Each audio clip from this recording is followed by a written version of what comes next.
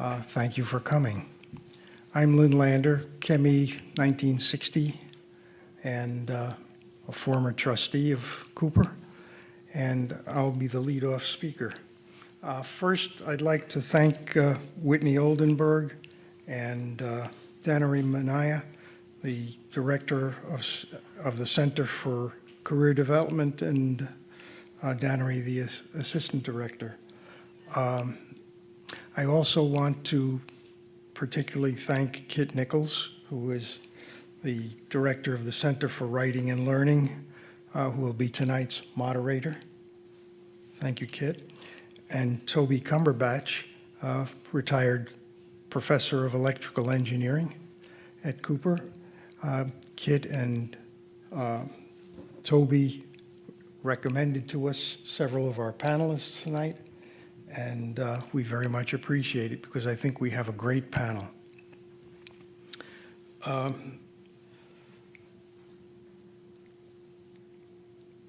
My talk this evening is going to be a little different from the one last time in September. I talked specifically about climate crisis and issues about the climate crisis, and tonight I'd like to talk a little bit more generally, and I think you'll find that the things I'm going to talk about are applicable and very important in the work on climate. But as I said, they're general. So, sorry. So I want to ask you a question, and I'd like you to raise your hand if you know who Fred Smith is, but don't say it out loud. So does anybody in the audience know who Fred Smith is and what company he founded? Don't raise your hand, Marshall. You know the answer. I want to. Can't do it. Okay, so let me tell you a little bit about Fred Smith. Fred Smith chose as a topic for a course he was taking in business management, and he was asked to improve on some business venture. And what Fred chose was the air freight industry. So first, of course, he had to explain what the existing model was. And for example, if you were in Illinois and you wanted to ship a package to California, you might send it out to O'Hare Airport, put it on a commercial airline, and send it to Los Angeles. And from every other city where products were being made and sent somewhere, they went from point to point. So you got things going from Chicago to all over the country, and you have things from other cities going all over the country, crisscrossing. And that was the existing model.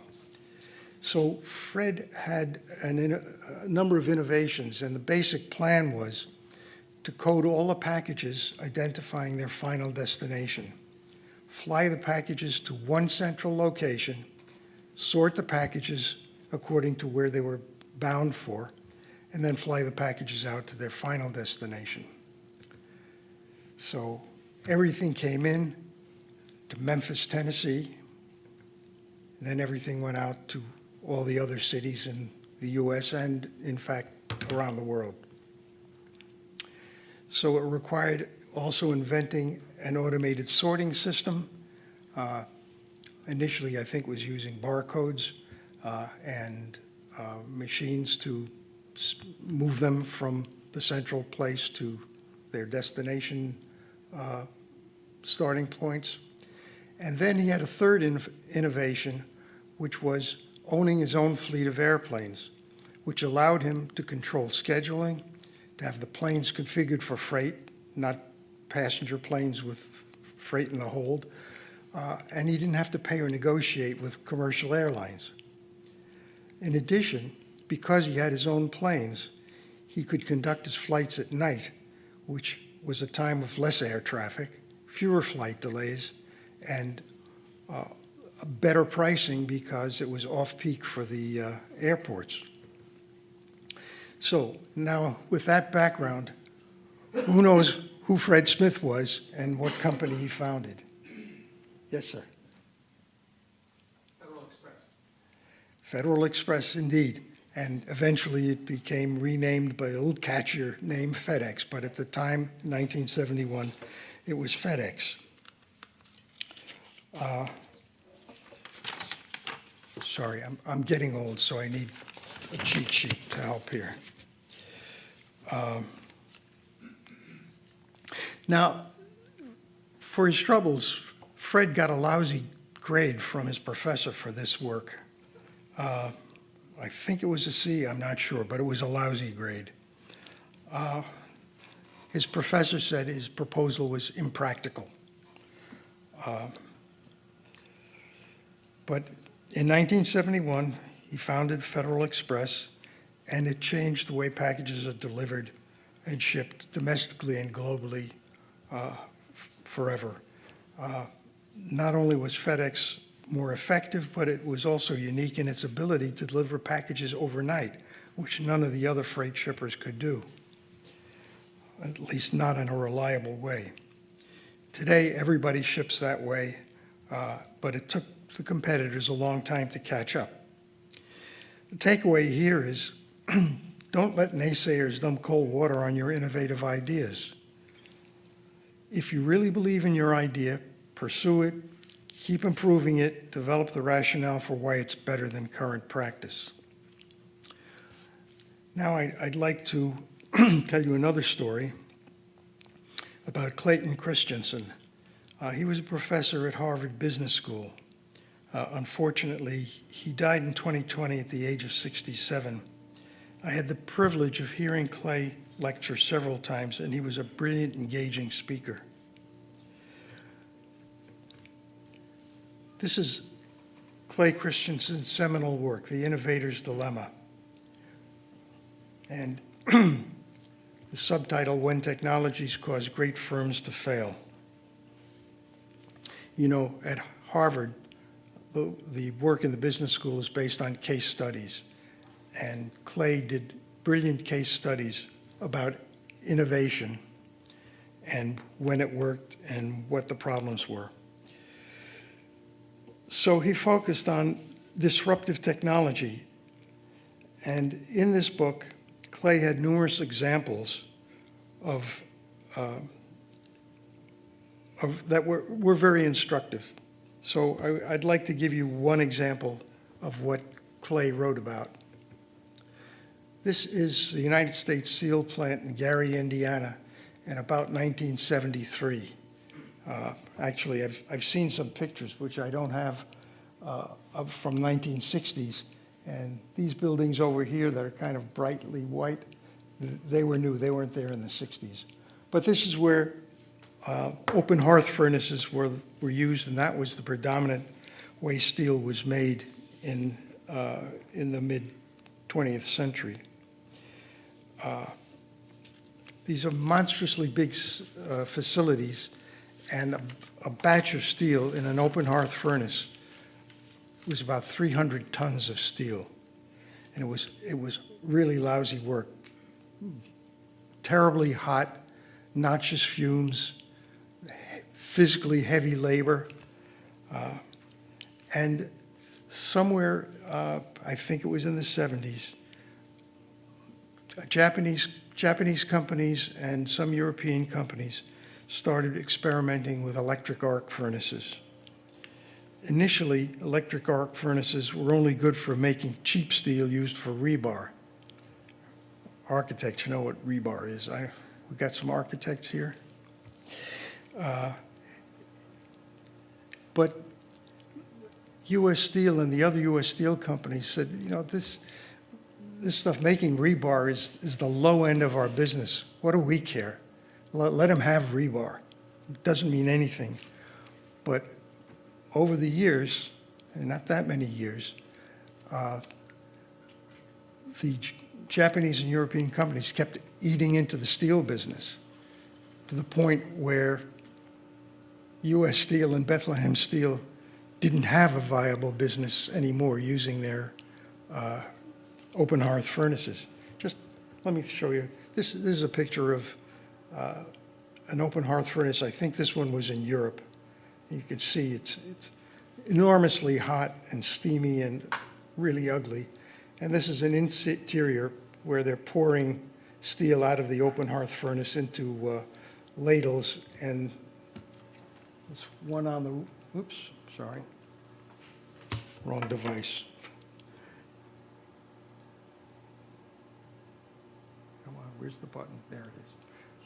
This ladle over here is on a big crane and gets moved to another part of the plant where it's poured in, steel's poured into ingots, and then eventually to a rolling mill to make I-beams and other things. Okay, so it took the U.S. steel industry a long time to catch up because they were stuck with these enormous factories using an outmoded system. So there are several learnings here. Companies and their employees tend to be wedded to the technology that they know. Innovative ideas are their blind spot. One of the things I've learned over the years sorry, can't read my own writing here.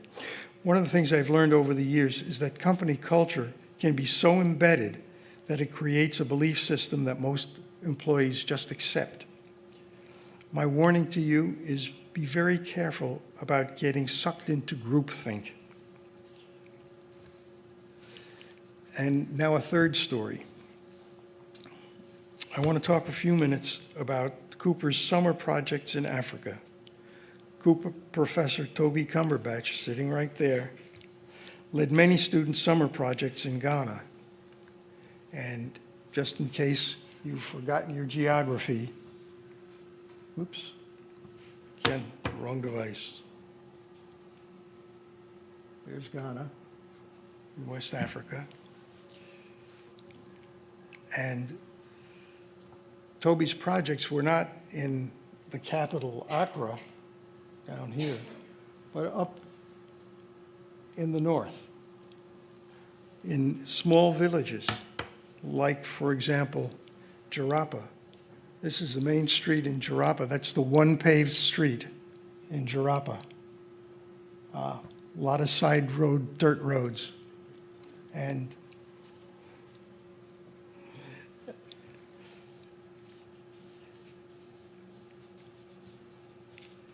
let me get back to my place here. Two of our panelists participated in these projects, and perhaps tonight they'll tell you some stories about their experiences. I want to focus on one of the learnings that's not about the methodology or the work product. These students learn things that take most people many years to appreciate and master. Some people don't learn these skills until mid-career. Some never do. That is, understanding your stakeholders and how to deal with them. You can't impose your solutions on the people you're trying to help. You have to understand their needs, their culture, their belief system, and you must speak in terms that they can comprehend. In my experience in R&D with a global consumer goods company, I saw many scientists fail because they couldn't communicate effectively with their marketing or manufacturing colleagues. Scientists must learn to speak in lay terms with colleagues who don't have the science background. I dare say that it's true for architects as well. That does not mean dumb it down. It means developing the skill to explain without using jargon. It also requires active listening to understand what your colleagues and customers need from you and where you may be failing to communicate your ideas effectively. So more generally, what do I mean by stakeholders? In the first instance, your stakeholders are people you report to, but it goes way beyond that. Your stakeholders include everyone that is affected by your work, right down to the end user of your product or services. You need to understand what effect your project has on them, and it helps them, and how it helps them, and how it may cause them problems. That's true for rural villagers in Ghana, and also for the factory workers in a plant, or the neighborhood people where housing is being renovated, or built, where a park is being installed, or an art installation. You must understand the cultural background and history that affects how they will react to a new way of doing things and how it causes them problems, real or imagined. You need to be able to explain the benefits and how these benefits outweigh the concerns, and be open to modifying your work to deal with these concerns and fears. Especially in poor and underserved communities, you must be sensitive to their history of being left out of the conversation, being lied to, being treated as unimportant, or even worse, as expendable. So how does all this relate to climate change efforts? Your ideas may be dismissed by those at higher levels for being impractical, like Fred Smith's were, or unaffordable or too difficult. You may be confronted with entrenched organizational culture, as Clay Christensen documented. You may be up against powerful forces, like huge companies, the government, public opinion. You may be told things like, "We tried that 10 years ago and it didn't work." That approach isn't consistent with company policy. Or even worse, "That's a dumb idea." I've heard that. As Toby's students learned, you need to understand your stakeholders. These issues are very central to work on climate change. Climate work has many challenges, not the least of which is resistance to change from many different directions. But make no mistake, this is an existential challenge. It's my hope that many of you will make your careers in some aspect of climate work, but those of you who don't aren't off the hook. There are many ways each of us can play a part, and we must. The consequences of not doing enough are disaster. Thank you for your attention. And now we're going to hear from Marshall Rafal, who is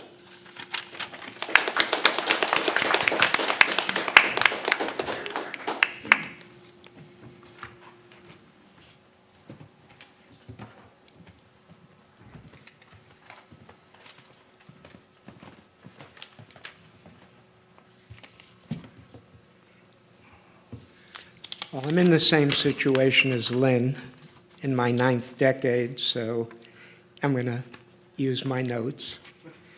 I want to open by thanking Lynn for an excellent keynote speech opening our second Careers in Climate event. I can only echo his thanks to the folks behind the scenes at Cooper who enable these events to occur so seamlessly. The last time I talked at Careers in Climate 1, it was about the arc of my journey from entering Cooper. This is my claim to fame. I entered in the 100th anniversary year of 1959, and I segued into a long career in chemical engineering simulation software, steering a company I founded in 1971 to its present focus on environmental sustainability. I also spoke about the last 7 years in which I reconnected with Cooper Union, ultimately co-founding CUSI, Cooper Union Climate Initiative, and being honored, an honor of a lifetime, by election to the Cooper Union Board of Trustees, where I serve.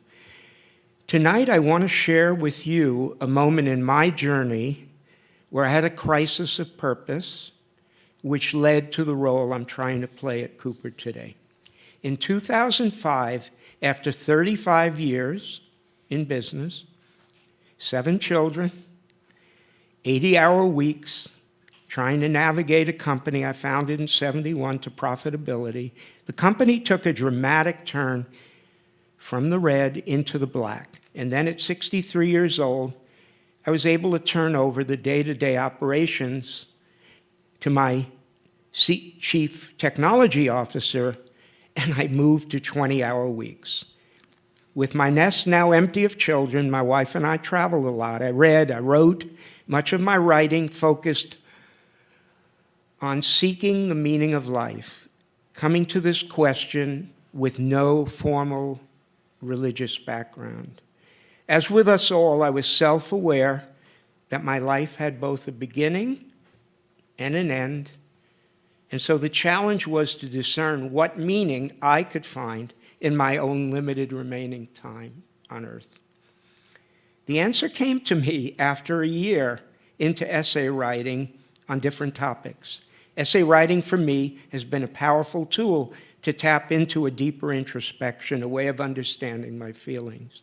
The answer came to me in a eureka moment, and unsurprisingly, was something that many others had arrived at, but I had to arrive at for myself. Put simply, the meaning that I found in life was in the way we touch other lives. Obviously, having created a large family, I could take comfort in the fact that I was emerging as a patriarch of a large family and that my actions could affect the lives of my grandchildren in a positive way, two of whom are in the room tonight. But in a larger sense, it is what I did with the rest of my life outside of my family that intrigued me. Remarkably, it took another decade until I was fully retired to find my mission, a mission centered on benefiting my alma mater because I saw a new generation of scientists, architects, and artists who could touch the future with their unique individuality, perspective, and talents. Thanks to an introduction in 2017, when I re-engaged with Cooper, to two amazing women, President Laura Sparks, and then first-year professor of chemical engineering, Amanda Simpson, I gradually came to understand my passion and my mission. Inspired by Professor Simpson, who directed me to alumni affairs at Cooper to assist with the development of an alumni climate affinity group, I was able to take the next step, which included an incredibly fortunate, now I lost my place, an incredibly fortunate introduction to Lynn Lander, with whom I co-founded CUSI. Our mission statement focused strongly on touching the lives of Cooper students via inspiring alumni narratives relating to careers in climate in the hope of getting you, today's Cooper students, to understand that the many opportunities that exist in climate work today. This all leads me back to the fact that you can profoundly touch the future in a meaningful way, and in your own way, fulfill what I believe is the meaning of life. And unlike myself, you have most of your lifetime to contribute to and hopefully, ultimately, celebrate the achievement of this noble mission. Finally, it is now time to introduce our panel, and for this, I will turn things over to our most esteemed moderator, Kit Nicholls, who will preside over tonight's discussion. Thank you.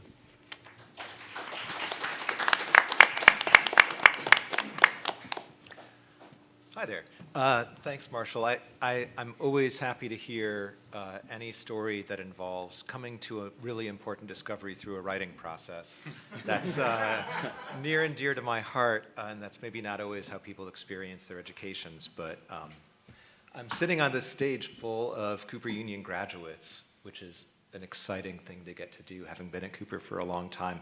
And I discovered that 3 out of the 4 panelists are students I had worked with over the years in the Writing Center, or former students in my classes, independent study students, et cetera. So rather than introduce you to them sort of quickly now, I'll let them introduce themselves to you as they tell their stories, which I think will affix your sense of these excellent students and now just humans in the world. I want to kick off with, so I've just got a handful of questions to sort of drive the conversation. And this first question, who wants to We don't have an order. Who wants to start? Yeah, there we go. You're over there. Okay, so question number one. This is the thing I often find myself saying to my students. When you ask a question and nobody in the room answers, the first person who makes eye contact with me, it's like the person on the subway who you like, no, you should not have made eye contact with that person. I am that person, and I will call on you. So here's the first question. Could you tell us the story of how you built a career in climate? What type of climate work do you do now, and how did you have to reinvent yourself or reframe your skills in order to get here, right? Because the path towards a career in climate is not always nearly as obvious as a path towards a career that might actually be on the wrong side of the climate crisis. So in particular, I also am curious to hear about the way that you navigated your way toward that career. So introduce yourself, please, and take us through your story. Thanks, Kit, and thank you everyone for attending tonight. It's really great to see such a great turnout. So my name is Nick Mannarino. I graduated Cooper in 2015 with a degree in chemical engineering.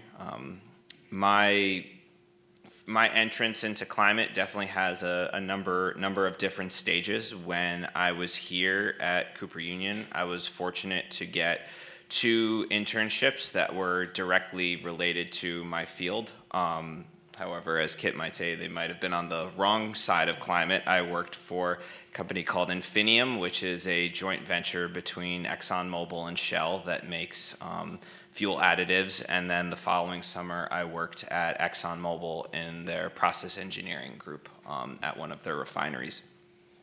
I'm very fortunate for those internships. I learned a lot and definitely helped me to where I am today. I knew I didn't necessarily want to go to an oil and gas company, and after I graduated from Cooper, I went straight into grad school. So I moved up to Cambridge and got my master's in chemical engineering practice at MIT. This master's program was a industry-based master's, so I had kind of a series of short-term internships as an external technical consultant. One of the projects I was a part of was at this company called TechnoRed. They're in a division of Vale, which is a mining company based in Brazil. They had a process in order to convert biomass into raw materials for steel production, and we did some feasibility studies on the options of opening up a plant for them both in Brazil and in the United States. I also worked for another company called EGA, which is a aluminum company based in Dubai, and looking at a number of different kind of process optimization projects.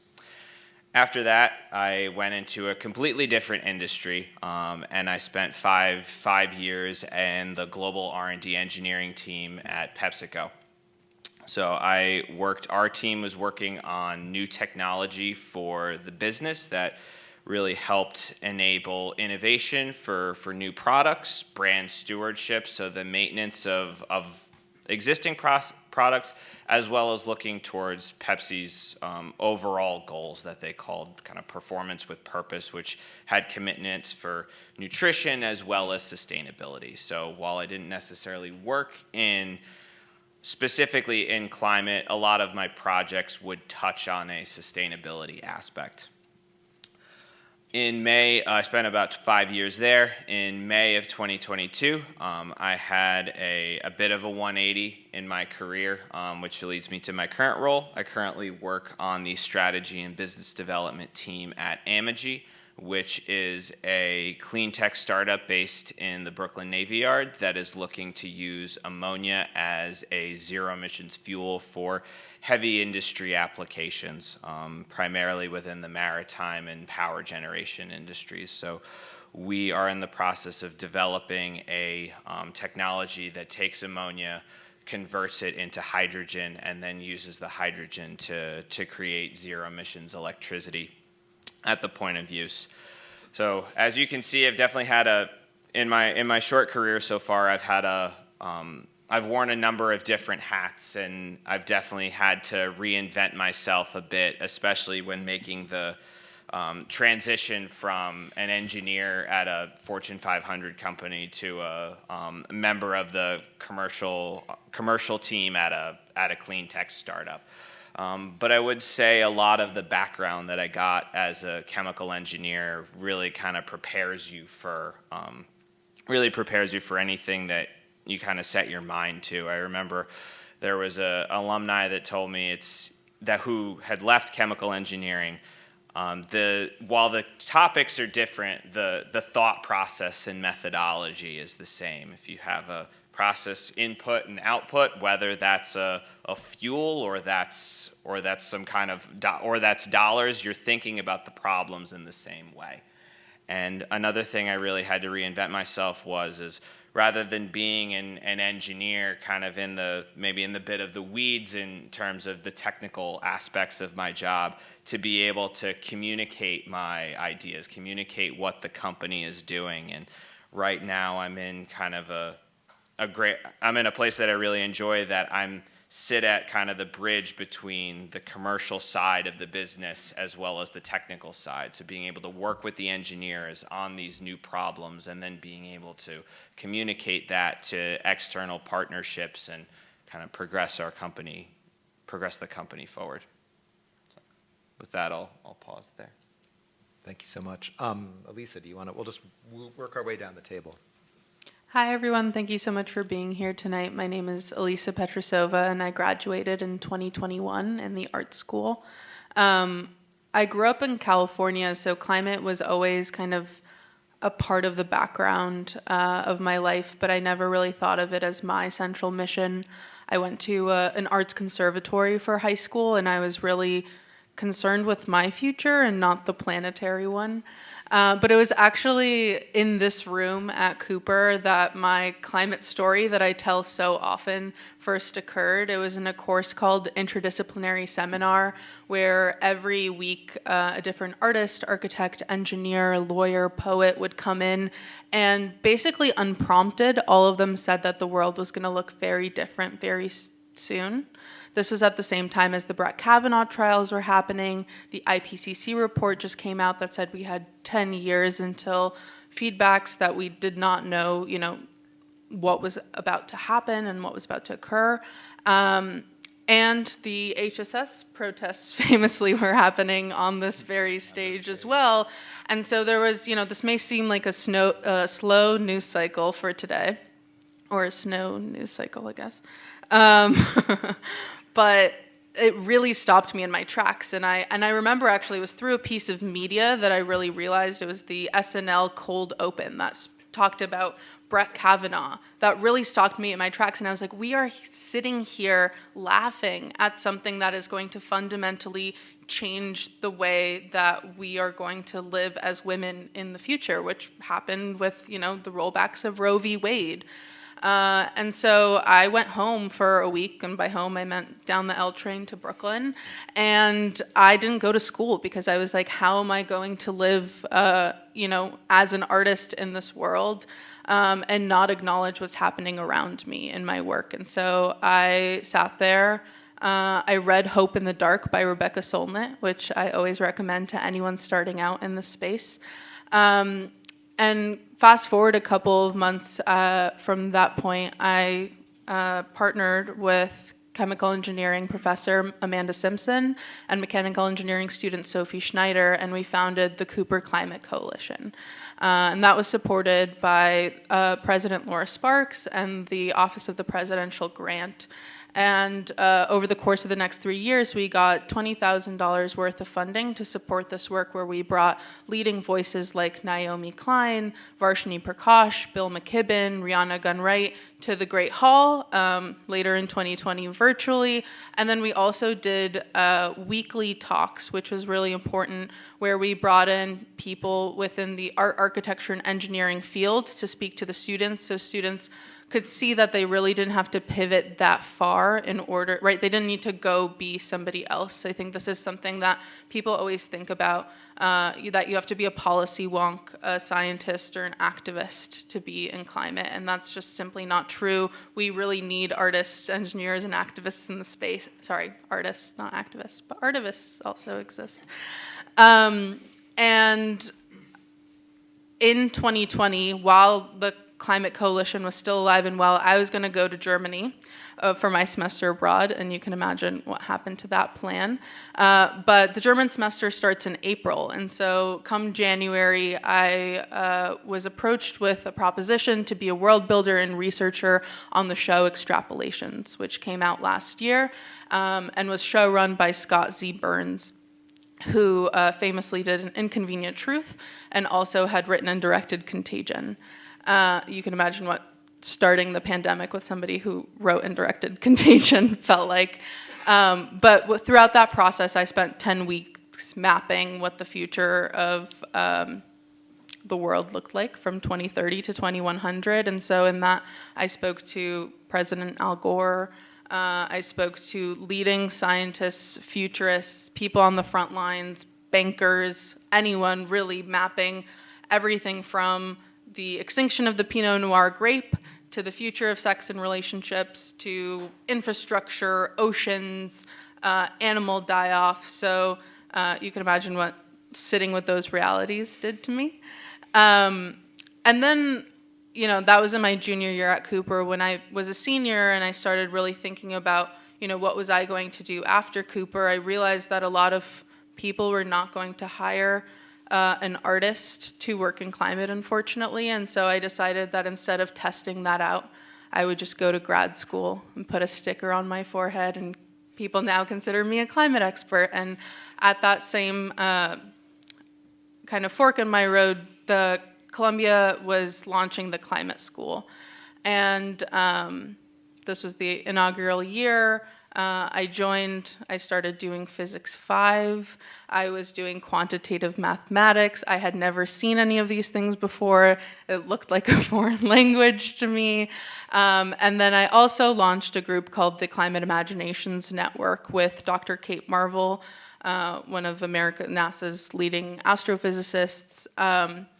And we really thought about how the intersection of storytelling and climate could help both the climate school but also Columbia at large and gather people from around the school. So a very similar mission to what I had with the Cooper Climate Coalition. And then basically I had my own crisis, having looked at all of the physics and having looked at all of this kind of real life data in front of me. I started thinking, oh my God, do I need to be a scientist? Do I need to be a policy wonk, right? Am I in the wrong field? And I wasn't listening to what I had been telling students for many years at that point, which is that you have to do what you're good at. You have a superpower and you go out and do it. And so after kind of really diving off the deep end and not knowing what my future was gonna look like, I found myself using new terminology, culture change, narrative change, and storytelling. And through finding those words and through finding that vocabulary, I was able to actually articulate what I wanted to do in the space. And I found myself meeting my current boss, Anna Jane Joyner, who was just launching this nonprofit called Good Energy, which is where I work now. And Good Energy is a nonprofit that brings climate into scripted film and television. So I didn't actually think that Extrapolations would lead into my future, and I made my way back into the film industry, where I now direct our consulting program, and I'm also a professor at the climate school. I teach a class called Applications in Climate and Society, where we basically have students also see all different routes in front of them. So we bring in people, last week I was telling Kit, we brought in people from the UN, we bring in people from different, the Red Cross, I gave a presentation, other artists have given presentations, so really trying to give people a wide menu of careers that they can choose so that when they graduate, they kind of have ruled out all of the different options. So that's me, and I'll speak a little bit more to Good Energy in the next question. Great. Sure. Hi, everyone. Thanks for coming tonight. My name is Julien Caubel. I'm a mechanical engineer, and I graduated in 2012. And my career in climate change didn't start with me sitting down, saying to myself, I want to work in this field. In fact, most of my work has been focused on environmental justice and sustainable development. And while clearly climate change is an important thread in both those things, that wasn't my focus and wasn't meant to be. The main driver of my career has been that I've always wanted to, work with interesting people with differing viewpoints, to have arguments and dialogue with, and that B, I wanted to make sure really early on that the work that I was doing with those people had some sort of broader impact. I was never interested in making a widget that went into your pocket or a faster car or something else. Not that there's anything wrong with that, but that just very early on wasn't what I wanted to do. And as Lynn talked about earlier, that journey really started with Toby Cumberbatch. When I was here in sophomore year, I heard about this crazy professor taking students to Ghana over the summers, and that seemed like a really interesting opportunity to do new work in a new culture, and that hopefully would have some sort of broader impact. And so I started building up plans for a type of house that he was interested in, and a few months later, we were off in Ghana, and that got me started down the path of working on sustainable development. And that opportunity then kind of grew into me working with another professor here, Professor Baglione, on energy efficient building control systems for actually this building we're sitting in right now when it was brand new. That then spun out into me doing a Fulbright and then working for NASA on wireless sensors and then so on and so forth. I kind of kept doing one random thing after the other. The only real common thread was that I wanted to work on interesting projects, impactful projects with interesting people. And I think that generally speaking, that's how most careers work out and take shape. But I really do think that climate change is the singularly most important problem that our society faces. And so it naturally attracts really interesting people. Really good mentors, really good minds, and like really good scientists and otherwise. And so more than anything, climate change sucked me into it because of the community it builds around it, more so than my thinking that I have some sort of magic sauce in my pocket to fix it, and I wanted to go out and put that on the world. And I think that's the way to think about climate change generally. I don't think climate change is going to be solved by, we talk often about air capture or electric vehicles and all these widgets, and all those things are going to be important and part of the solution, but I think it's mostly going to be solved by us collectively changing the way we think about economic, social, and engineering systems that have brought us this far in the first place, right? And the way we're going to make those types of paradigm shifts is through relationships and through working with the type of people that I said I was seeking out as I was building up this career that just happened to land in climate change. So hope that kind of answers the first part of that question. And then the second part was about having to reinvent yourself, or reframe as I went along. And in my career, I made two big left turns in this climate change field. The first was after grad school. I went to grad school at Lawrence Berkeley National Lab, and there I did some work around developing air quality sensors for environmental justice. So the idea was that you would put out a bunch of sensors into a community that's overly burdened by air pollution, and you would use those sensors to understand which sources are driving the greatest health and environmental impacts, and then hopefully use that to mitigate those impacts. And at a baseline, the sensors were, much cheaper, much easier to use, much smaller than existing instruments, and more importantly, they generated the type of data that would lead to insights that traditional instruments didn't. And so naturally, people started knocking on our lab's door, saying, we want to buy these sensors. And so, again, wanting to work with somebody interesting, a buddy of mine in the lab and I decided to spin it up to a startup. And that shift from academia to business was a huge change in both mission and mindset. In academia, really the main mission is to generate knowledge, right? It's to generate some sort of new insight that somebody else hasn't come up before. in having a business, the mission is that you have to like generate some sort of tangible return for your customer. And in our case, the return that we were generating was improving the 30-year health outcomes of impoverished communities. And even for a community activist group, a municipal government, or the best intention of people, that's a really tough sell for hundreds of thousands of dollars invested over a couple of years.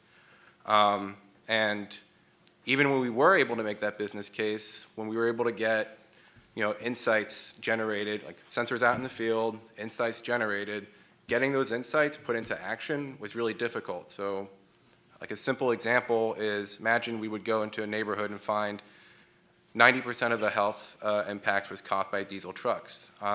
You'd think the simple solution is get rid of the diesel trucks, right? But in reality, the diesel truck drivers are the same people that you're trying to help, whose health outcomes you're trying to help. And no policymaker is going to want to put 90% of the truck drivers out of jobs, and for good reason, right? And so you quickly get stuck into these conflicting dialogues where you're trying to really thread the needle between a lot of different stakeholders. The stakeholder list keeps growing exponentially as you dig deeper into this, and finding these really tough compromises. And I did not understand that process. And it really stifled us being able to have drive meaningful action with our product.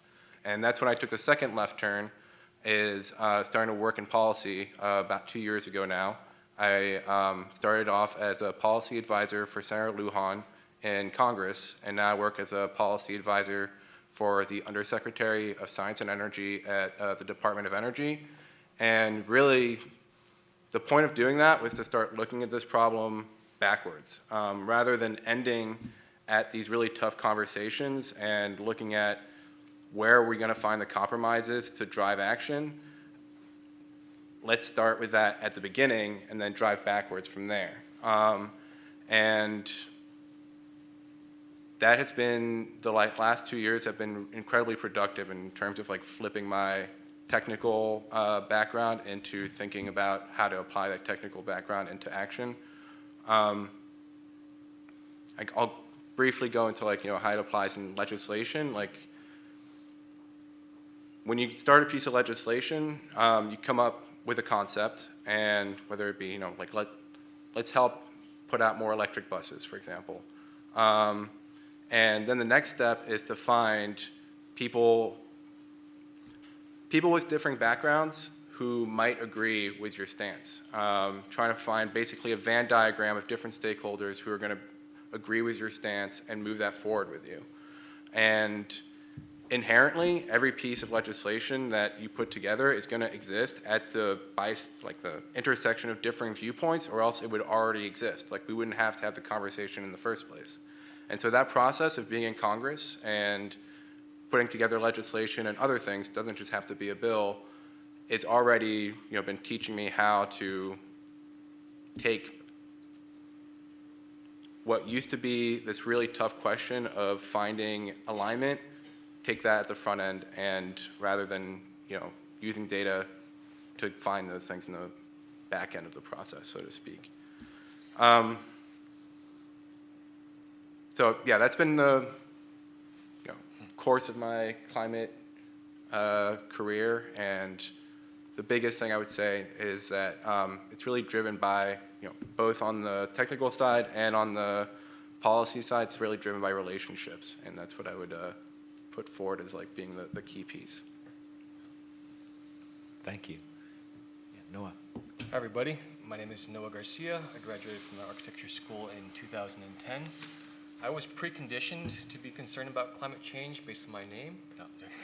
No, in all seriousness, I had to do one.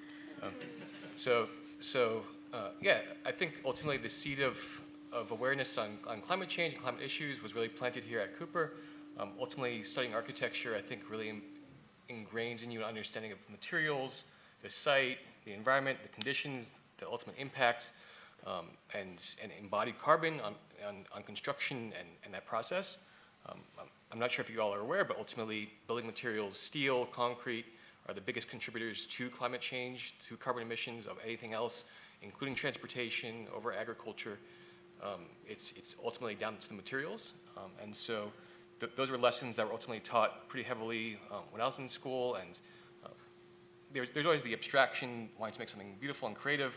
But in the back of my mind, at least, was always the understanding of, okay, this is a physical thing. It's going to impact the environment. And so ultimately, I want to have a positive footprint, positive impact on how these all come together. So during my freshman year, I ended up volunteering on the Appalachian Trail. I love hiking, I love the outdoors, and so I was ultimately working towards erosion prevention, small scale, kind of just testing the waters, having a sense that I was interested in a deeper entrenchment in the environment. I'm also from a city that has been heavily impacted by climate change. I'm from Miami, and so we deal with hurricanes, heat. This past year, we experienced the highest heat temperatures in record. I know the whole country and the globe and Italy, Europe also experienced extreme temperatures, but Miami especially endured a lot. And so I think coming from backgrounds, that kind of environment definitely impacted me. In fact, I'm not sure if you're aware, but Miami has the first heat resilience officer of the entire world. Ultimately, it's to address there's inequities in terms of people that have exposure. Now there's cooling centers. Some of my work ultimately has been to identify areas that are especially vulnerable to heat island effect based on a lack of tree canopy coverage or excess impervious surfaces. I'll get to that path. I'm good. Ultimately, my career has not been linear, so it's hard to make one a story that is ultimately. But while at Cooper too, I was also a fellow that went to Ghana, and my role was as the architect to build some vernacular structures, ultimately using local materials and resources, bamboo and mud for building. Again, the understanding that rather than using concrete, rather than importing materials, making people dependent on both non-traditional labor or on things that they can't necessarily repair themselves, using something that's local, that's practical, that's self-sufficient, is much more sustainable not only for the environment but as a social practice. So fast forward. After graduating Cooper, I ended up working a number of years in an architecture firm, somewhat traditional practice as an architect, building experience, working on museums, schools, churches, somewhat separated from a career in climate. So took a little bit of a hiatus, even though I still had an ingrained understanding of, okay, let me still try to apply basic principles of energy efficiency, understanding of not being wasteful in design. But somewhat took a back seat to having a deeper focus on the climate. And then eventually I sensed that I wanted to return to the subject of the environment, of community building at its larger scale. And my sense was that the city is where that would be addressed. So I ended up going to grad school to the University of Michigan, studying a multidisciplinary degree focused on urban informatics, data analytics, data science. And through there, I was able to bridge data, tech, and architecture, which ultimately led me to one of my current positions, which is focused on working as a consultant for University of Miami, but focused on advising Miami-Dade County on how to develop policies that can ultimately have a positive impact on communities and cities, but also providing information, providing data, making data more accessible to those individuals. So on a bigger scale, ultimately, there's a lot of data that comes through open data hubs, through private entities, through the city, that people can't necessarily leverage to make actionable policy or decisions. Ultimately, you need some ground truth, speaking to people, getting the stakeholder buy-in, as you spoke about before, performing interviews and workshops to understand what local community needs and issues are. You can also couple that, of course, like I said, with data. And so my role has, through the university, has been to make data more accessible through dashboards, through analytical reports, and making it so that city officials and community advocates can ultimately make decisions on how to develop policies to improve the city. And ultimately, it's scalable. There's toolkits that other cities have adapted from that. But my trajectory has always been, somewhat at the intersection of architecture. Now it's with data analytics and urban design. And so ultimately, there's also questions of whether the solutions address climate mitigation or climate adaptation. A lot of what Miami has been doing has been focused on adaptation, and so now they're shifting more towards mitigation, which is a much more difficult problem to solve, and ultimately it's the one that would address the issue rather than putting a Band-Aid on it. And so there's still, it's bigger questions. One city's not going to solve it. Like one lab isn't going to solve it. And so I think in the end it's a question of, okay, how do we scale these things? How do we make a meaningful impact? I know that there was, I forget the title of the book, but Bill Gates only tries to fund projects that reduce carbon emissions by 5 million gigatons, and so that's sort of an impact. It's a large scale of, okay, how can you have a project that has an impact that reduces carbon emissions by 5 million gigatons? And so those impacts are somewhat small. That said, on the other extreme, I'm glad you mentioned that you make movies and videos, because ultimately, as a tangential to kind of bridge some of these together, I was doing some research on palm oil usage by different cities. This is part of the research. And palm oil, which you think is, okay, it's a biofuel, cities can use this. They ended up chopping down forests in Malaysia to plant biofuel, and then they realized, hey, okay, this has indirect negative repercussions. It's not really a biofuel. It sounds good, but it's at the sacrifice of an orangutan's environment, of old forests, and so it was what ultimately changed that mentality was a campaign.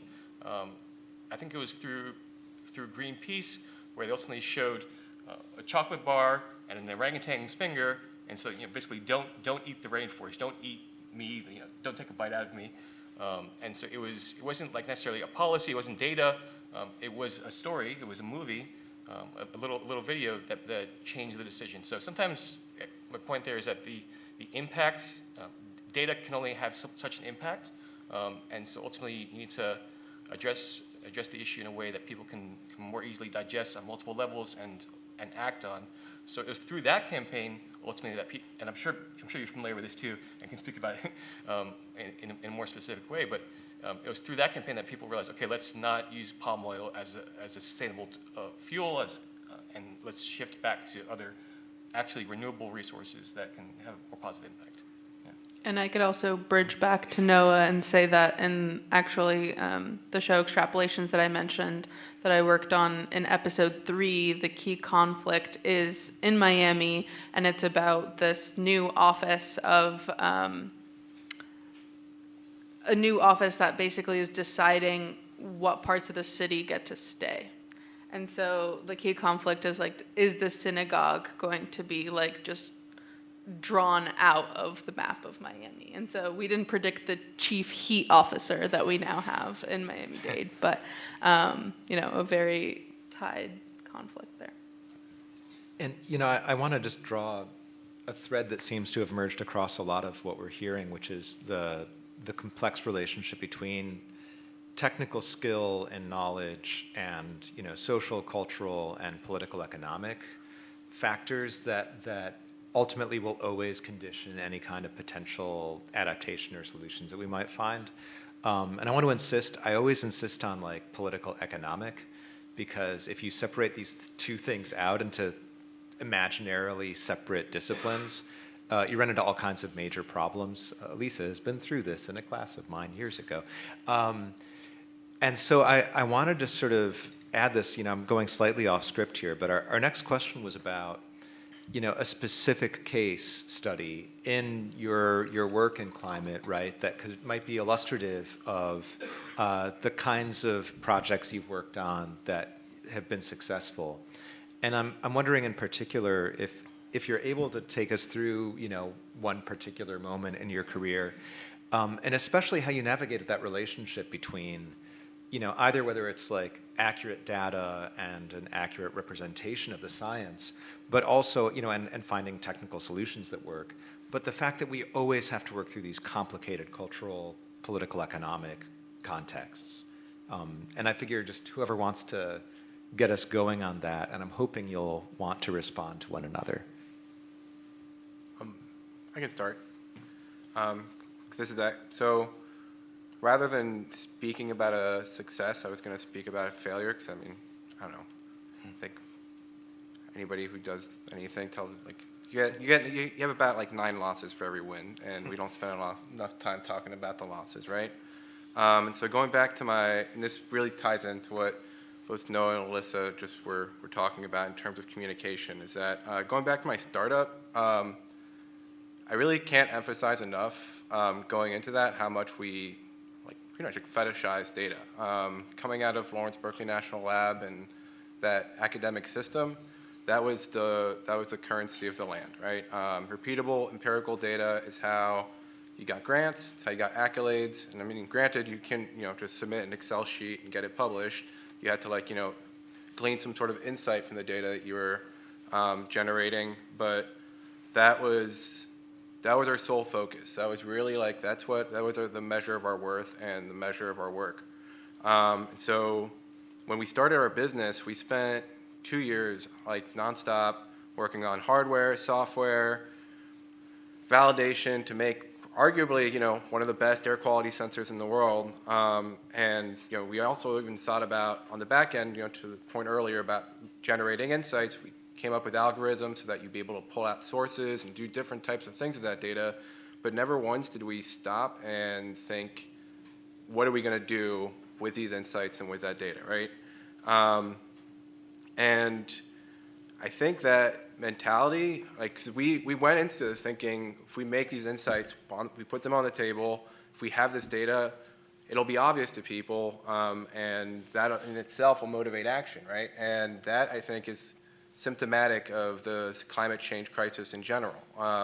We have, the data is irrefutable, easily accessible, and I think a lot of us in this room, right, we kind of boil when we're like, why is there any debate about this? And yet things aren't moving forward as fast as a lot of people think they should be.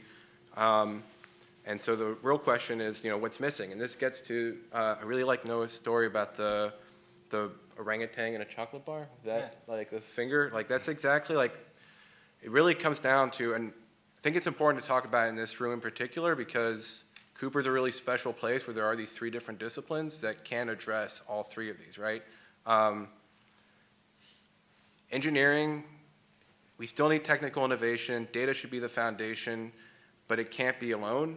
But there needs to be this artistic component of communication that's not about visualization, but about inspiring action. And I really like that example. And one that comes up that I use as a counter example all the time is, I think it's called warming stripes. It's something I'm sure we're all familiar with. It's like a barcode. It goes from blue to red, right? And it shows things have gotten warmer relative to some pre-industrial baseline. That is a perfect example of a visualization. It's just taking something that used to be on an XY plot and making it into a color bar. But that does not inspire action, right? Just because I have that on my t-shirt does not inspire me to do anything. And that's where artists, I think, and that's a whole separate mindset, and it's a whole different skill set, need to come in, and it doesn't have to be just artists, and I'm being a little reductionist because I'm only supposed to talk for 5 minutes. That's where they can come in and provide that tool set of translating the data into something that is A, understandable to everybody, and B, that inspires action, and then getting to that 3rd pillar of architecture, again, being reductionist here, I think they sit at the middle of those two extremes, right? Kind of between the artists and the architects. And like one simple example is urban planning, right? So that's a form of architecture, I think. And and you know, when you look at that, you can't look at it strictly as an input-output system where you mechanically marry one to the other. You have to put in these layers of like the history of the place, the culture, all these other things that make the city become this living organism that adapts itself over time and is resilient, right? And so the point I'm making is exactly the point that we've all been making, I think, is that data alone is not enough. Technology innovation is not enough. It really is about making these things, A, inspire action, and B, be part of a greater whole. And, we're sitting at Cooper Union, so I'm going to rah-rah Cooper Union, but it is like a really special place that brings together those three things, and there is an opportunity to do that, and I think, it's great to have like panels like this and other mechanisms that bring it to the fore, and hopefully like inspire more collaborations across the disciplines. Yeah, and maybe I'll speak to that, and instead of, this is a cop-out, but instead of speaking to a specific project, I'll speak to the project of narrative and culture change in general, because I think Kit hit it exactly on the nail on the head of, culture change creates the social conditions necessary for change, so the arts aren't necessarily leading directly to policy. They stand on the shoulders of scientists and policymakers and architects and other folks that are working day in and day out on this issue. But an example of this that I always talk about is the film Roma by Alfonso Cuarón, which is about his childhood in Mexico, and specifically about his family's relationship to his domestic worker, right? And so they've worked with a group like mine, the National Domestic Workers Alliance, on this film. And 6 months after the film came out, a huge bill passed in Mexico for domestic workers' rights. And did Roma single-handedly do this? No. But what it did is, right, again, it created the social conditions necessary for people to really empathize, sympathize, create parasocial relationships with the characters on their screen. And we've seen this for 100 years. The fossil fuel industry has been doing this since the inception of Hollywood, right? With Top Gun, right? Like the military invests in Top Gun. Why? Because people watch Top Gun and then they go and the recruitment numbers go up. And so we've seen this strategy work. And really why it's currently not working is that there's not enough funding and investment in this, and that's because we don't have the data to show that storytelling works. When for me, I'm like, well, all of human history is an example of storytelling working, right? Every president elected has been because they have told a good story, unless that election is rigged, but that's a different conversation, right? But, and I think that, like, there's so many examples with Will and Grace, right? Biden says himself that was the defining show and moment and characters that allowed him to see gay marriage differently, right? And that led to actual policy. Another example that I love is the song, the Happy Birthday to You, the like Stevie Wonder song. That was about Martin Luther King Jr.'s birthday becoming a holiday. That was contended in the U.S. government, and people did not want to make it a federal holiday, and he made it into the song that everyone in the U.S. was singing, and then that became a federal holiday. The same thing with Juneteenth. The show Mixed Dish, or Blackish, one of the writers, Peter Saji, on it, was telling me about how Tim Cook, I always want to say Tim Apple, and it's because of Trump. Tim Cook basically wrote an episode about Juneteenth, and Peter Saji wrote an episode about Juneteenth that Tim Cook saw, and he put it in the Apple calendar, and then Biden put it into, as a federal holiday, and so you can see these direct lines between culture change, filmmaking, the screens that we're constantly glued to, and actual action that occurs into the world. So I guess I just wanted to talk a little bit about that as a project that I've been contributing to, really thinking about the marriage of data and storytelling and how to kind of move the funding community into the space, because we're not going to do this without significant investment. And I think that's something we haven't talked about on this panel, right, is that the reality that we're still living in hyper-capitalism and there's a lot of dollars funding evil. And so, yeah, I'll end my rant there. What was the second part of your question? You had an add-on. What was the first part? Don't worry about it, Alisa. It's okay. I just wanted to pick up on that a little bit and say that we're living in this odd moment where we sort of forget the core lesson from Marshall McLuhan decades ago, right? When he argued that the medium is the message. We increasingly, one of the things about narrative forms is that they often communicate more deeply to us in endlessly repeating a certain structure than they do in the actual content that populates that structure. When you send out a zeet or a tweet or an X or whatever you choose to call it these days, what you're saying largely is tweet. The thing you're communicating actually is the form of an extremely short expression that is meant to be somehow self-evident or quippy. The more that we get used to the idea that discourse looks like tweets, the more that all we're doing is tweeting at each other, and it almost doesn't matter what you populate that form with. So, this is, I think, connected, like a way of sort of deepening this question, so that, yeah, the two main parts of the question were, one case study in your experience working on climate-related projects, and the other one is the relationship between the technical and the cultural or socioeconomic or political economic. But, I mean, it's also kind of like form and content is another way of thinking about what the problem is. Do either of the two of you haven't spoken yet want to jump in? Yeah, I'd like to add on to the point in terms of the theme that really with climate, success will look different in every different industry. So in my example, in the alternative fuel space, so Amegy's looking to use ammonia as a zero emissions fuel for shipping applications. And the reasoning for this is where you have passenger vehicles, they run on batteries, things work great. But then when trying to power something like a cargo ship with on batteries, the scalability isn't really practical. And you have other solutions like renewables and hydrogen, and these are very location specific. And hydrogen can be very expensive to store and transport. So we think, well, ammonia is a really great option. It's been made on an industrial scale for over 100 years.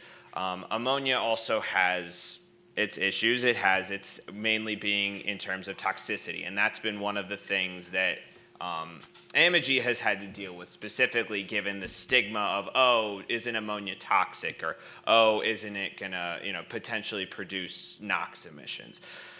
Batteries are bulky, slow to recharge, difficult to recycle. Hydrogen's very flammable. Renewables can be very location specific. So there are going to be trade-offs with all of these solutions, and really working together to see, okay, maybe hydrogen isn't, or another type of fuel, doesn't really matter what, maybe it isn't practical for this application, but it is for something else. And that really kind of comes down to that qualitative and quantitative reasoning, because as I've seen, the quantitative will really kind of will hopefully get you maybe the 90% of the way there.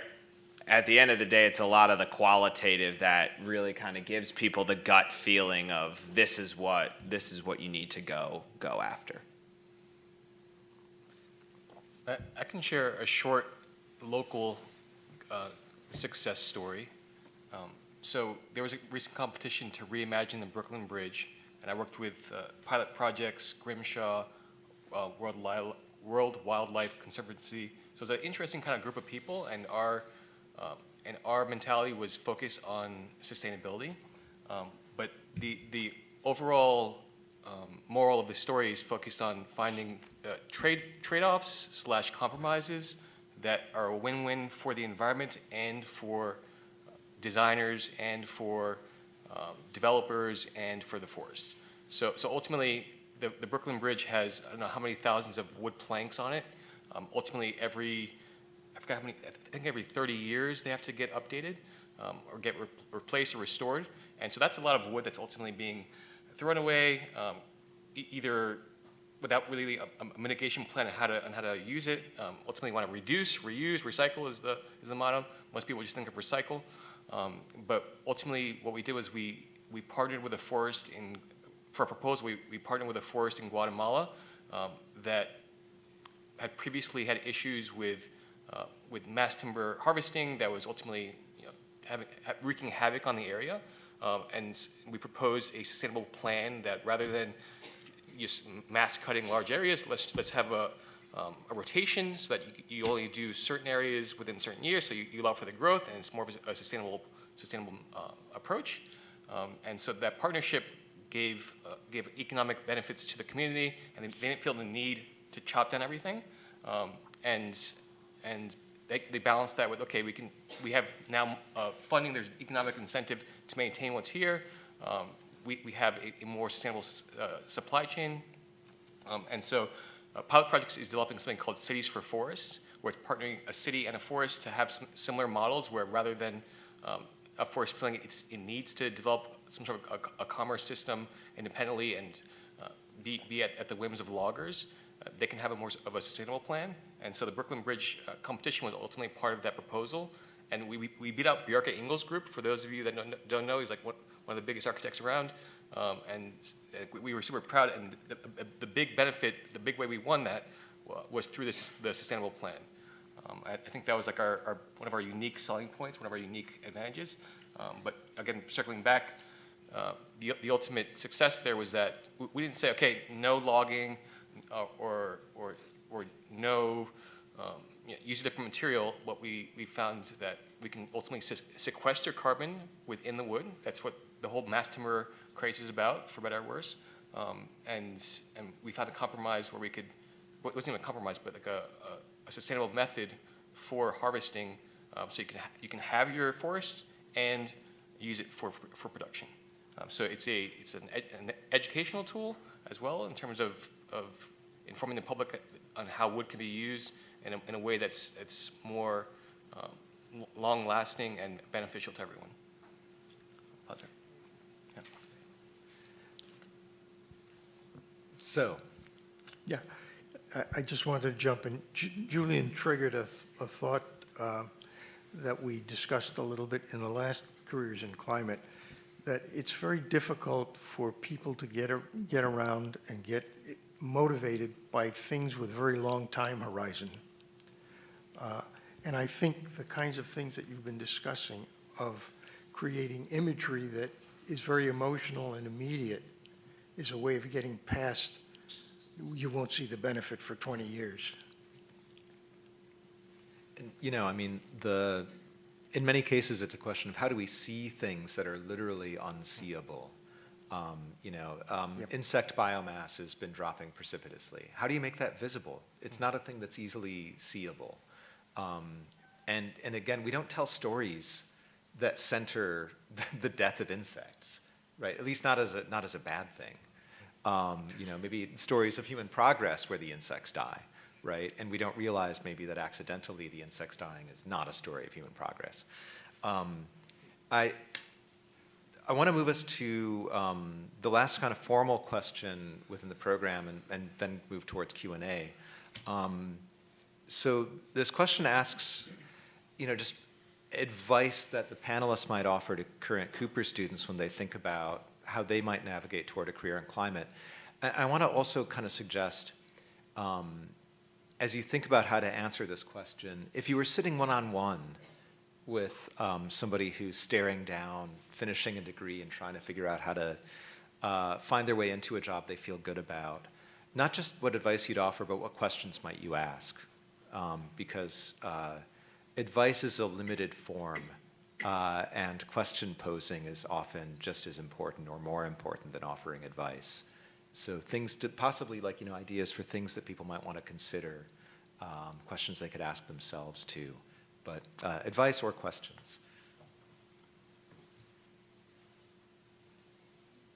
I think a really important question to ask yourself when you're considering, and this is something that I talk about with students all the time, one-on-one at Columbia, but I think it's like, what is enough for you, right? So I think we're always talking about like, what is the be-all, end goal, biggest thing you could possibly accomplish, but sometimes that's not actually what brings you joy and happiness. So, right, what is enough?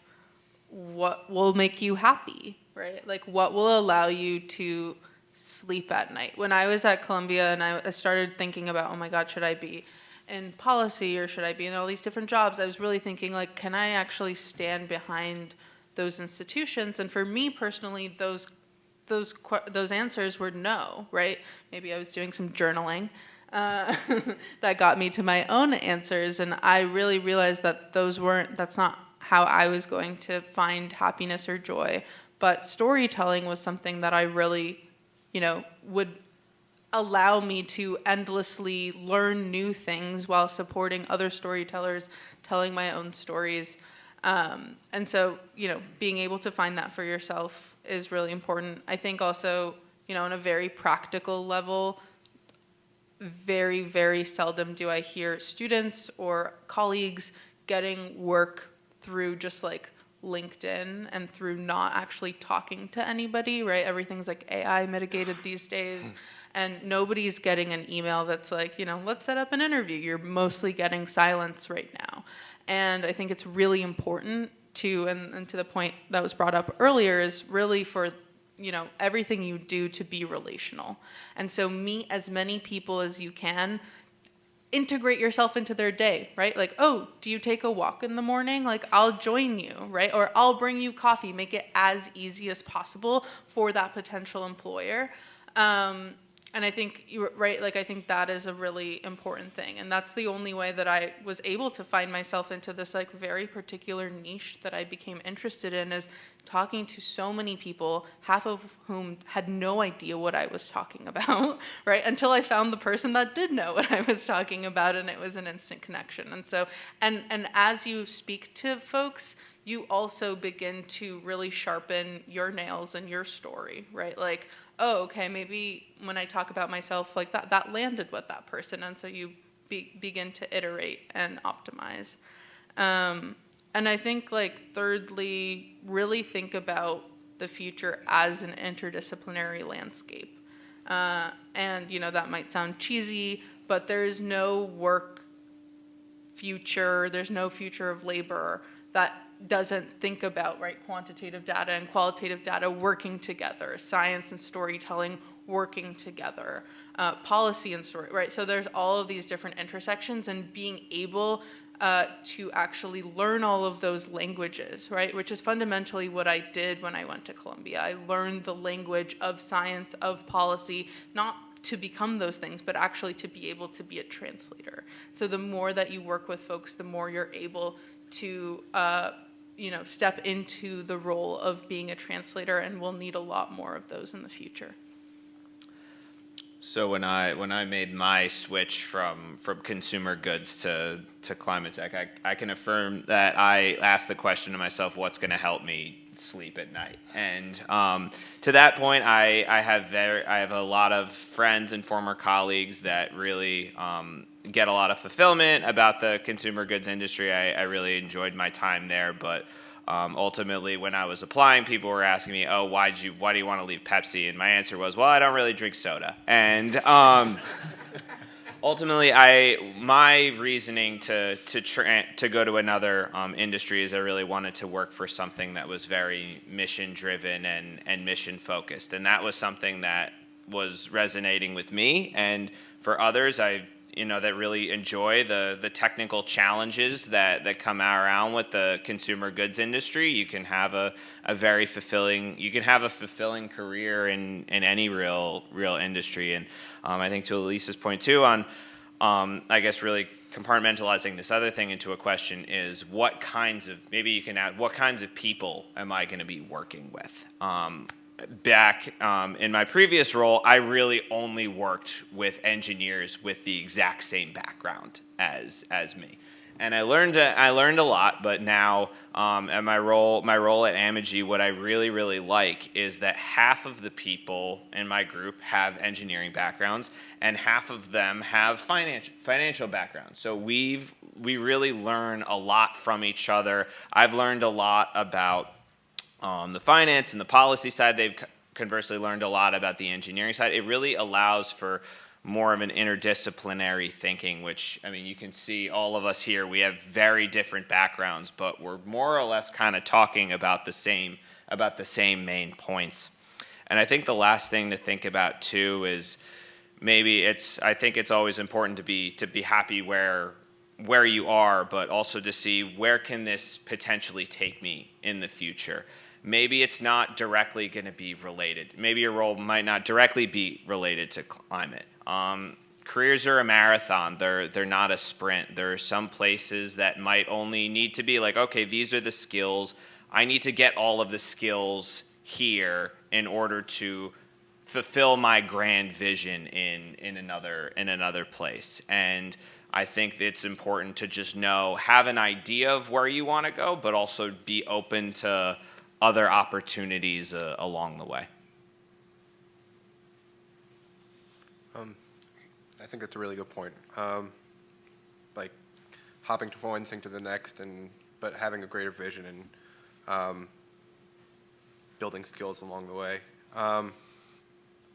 My piece of advice would be, because starting working in like the policy world was like moving from one thing to the next. Like one day we'd be like working on hydrogen hubs, next day it'd be electric grids, the next day it'd be constituents who are mad that the Park Service were shooting cows from helicopters. Like it'd be like, it was all over the board. And I was really like worried that I was providing like advice or recommendations based on stuff that was outside of my expertise. And my mentor gave me like one of the best sayings. I really like this, is that he told me, don't worry about it, specialization is for ants. And I think that is something that like I kind of live by now.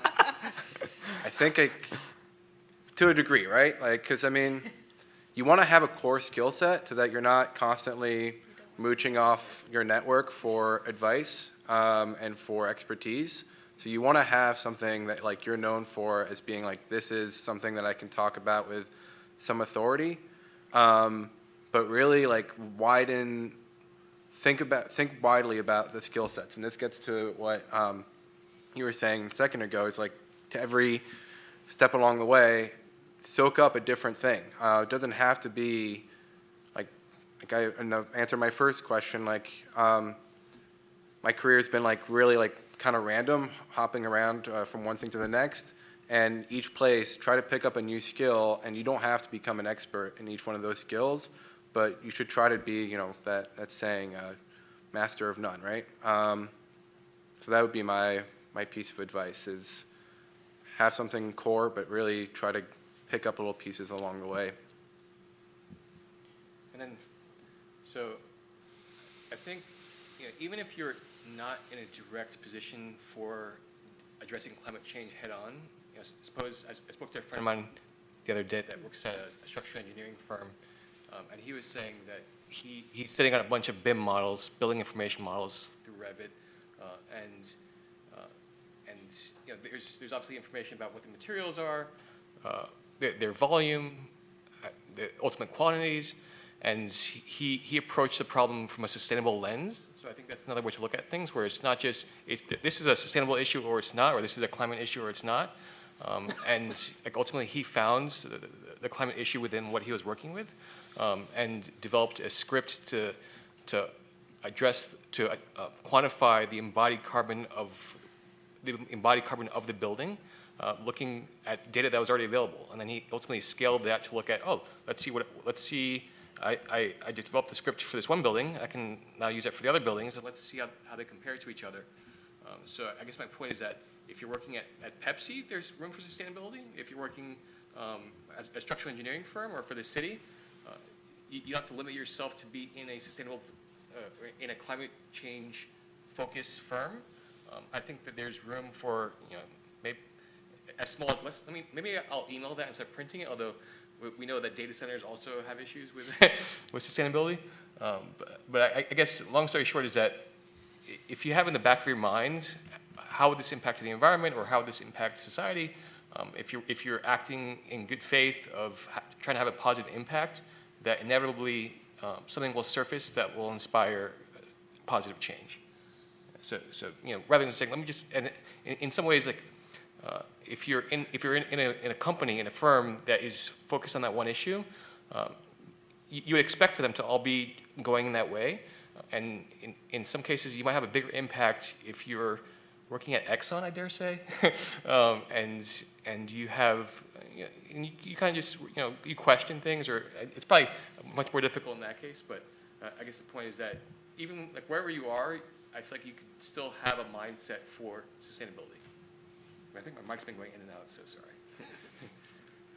So I think at this point, let's open up the floor for anybody in the audience who would like to ask a question of the panelists. And if you, I think, we've got microphones down below. Are you going to? Yeah, okay.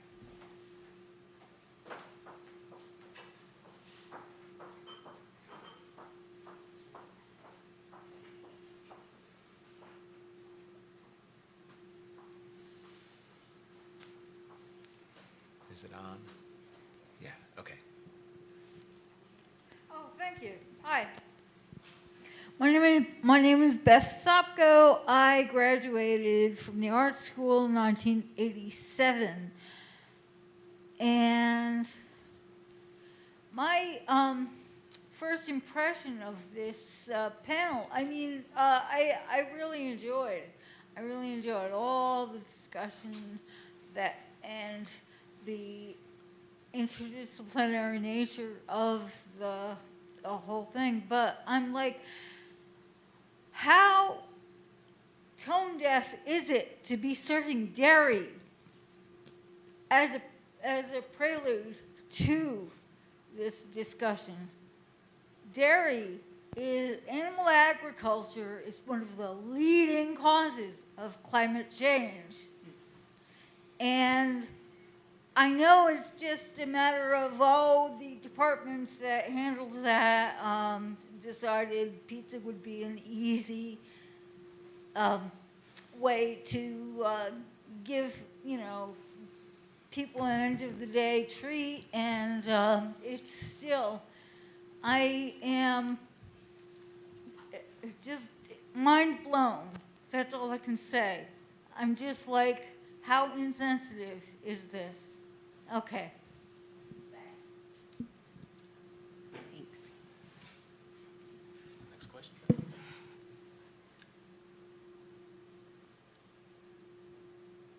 there any other questions? Is there a question for the panel?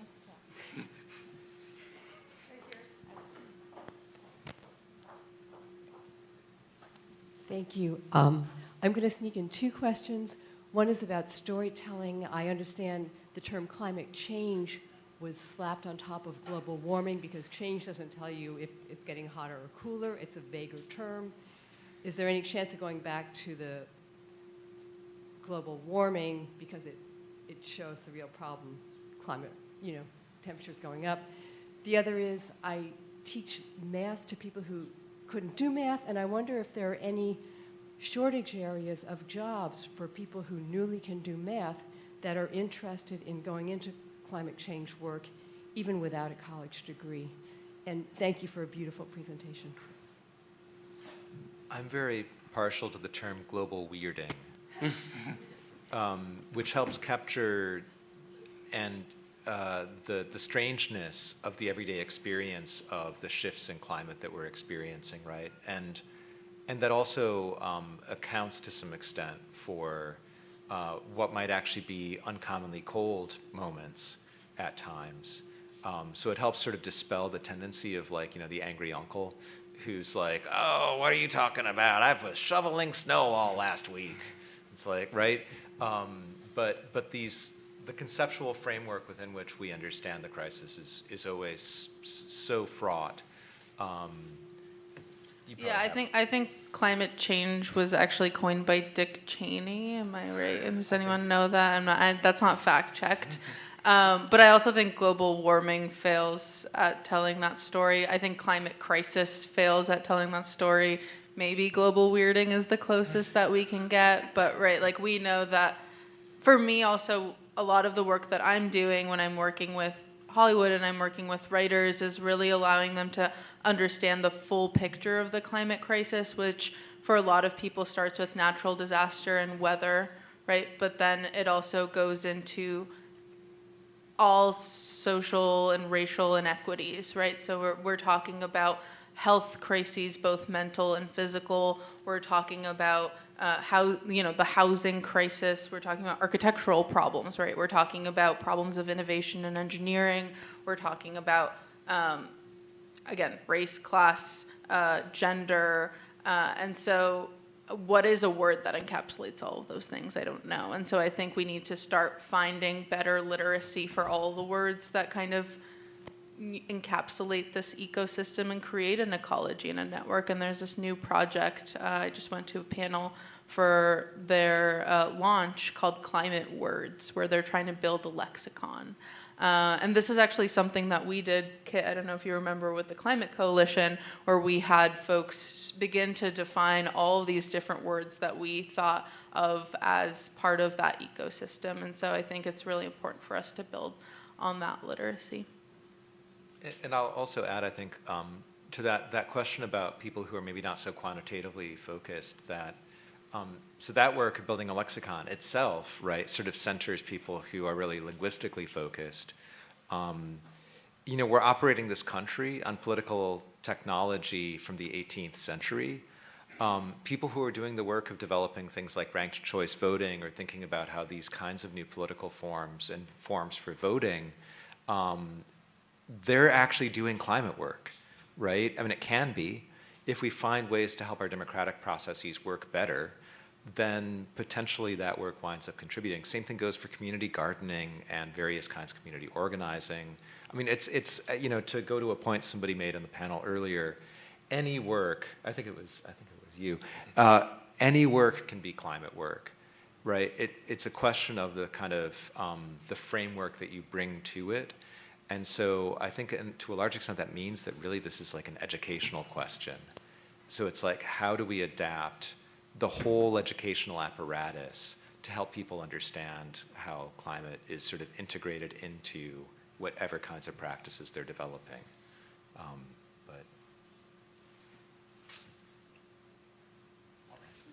I guess to the question about math, one thing I think is interesting and that doesn't get enough attention is it's a lot of climate change. We think a lot about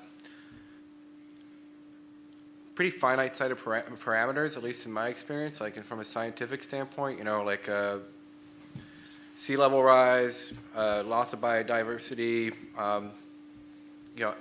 X number of things. One thing that's like interesting and I think merits more attention, and it requires more mind thinking about it, regardless of like what the pair of letters behind their name is thinking quantitatively about other impacts, right? And I don't think you can do that. It's a kind of a brute force problem that requires people, especially if they haven't had a very done a traditional, very structured educational math course or math education, that might actually bring more insight than otherwise. So in terms of your teaching efforts, that's something that I think would be interesting, is looking at, I can't think of any off the top of my head because I'm part of the machine, but looking at things outside of what we would typically look at and trying to draw correlations in the proper sense of the term with climate change. I almost want to remove language completely and say, is this good for the environment or is it bad for the environment? And so you have to say, is it climate change or is it global warming? But if I pour oil into here, it just rationally, is this having a net positive impact or net negative impact? And you can, of course, quantify that and measure it, but when you try to label it as a global phenomenon or as the Anthropocene or human-generated, that's where the politics can sneak in. and data can't always justify that. So.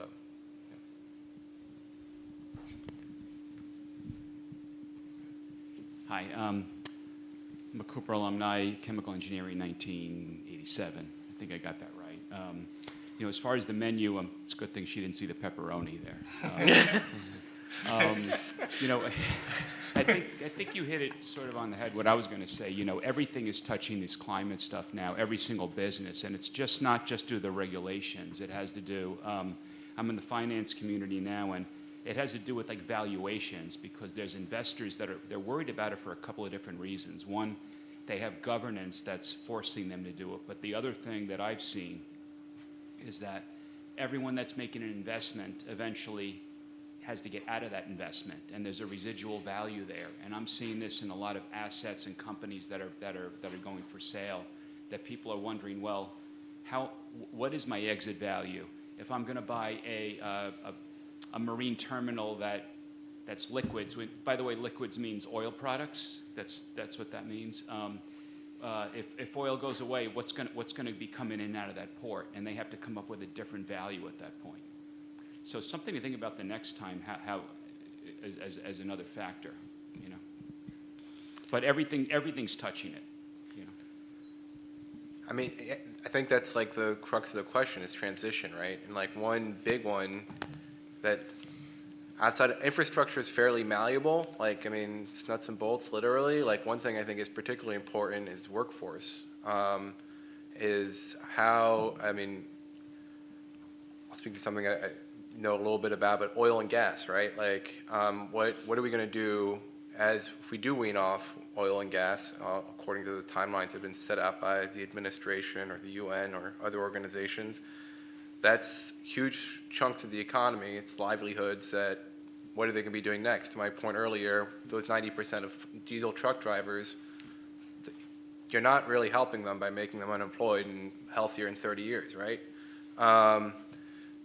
So that's, I think a big thing we have to think about is the social aspect, more so than like, in terms of return on investment, like thinking about dollars and cents more so than infrastructure is what are people going to do next? And in terms of like oil and gas, one thing I think is interesting is, for example, geothermal. That's like a huge source of untapped energy that is pretty much everywhere. And like ironically, a lot of the technology that goes into it that makes enhanced geothermal viable is fracking, horizontal drilling.